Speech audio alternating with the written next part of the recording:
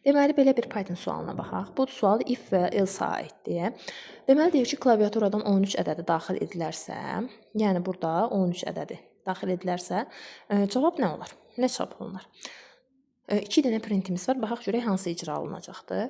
Deməli, burada if hissəsinə baxdıqda görürəm ki, n böyükdürmü 0-dan. N nə idi?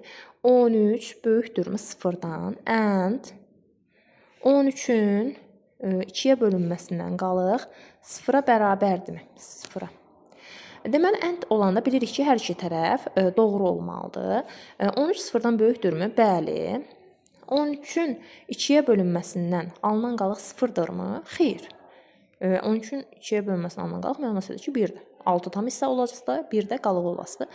Və and dedik ki, hər iki tərəf bəli olanda doğru olur. Burada bir tərəf xeyirdir deyə, deməli biz buna xeyir cavabını verəsik ümumi bu ifadəyə, deyəsik xeyir.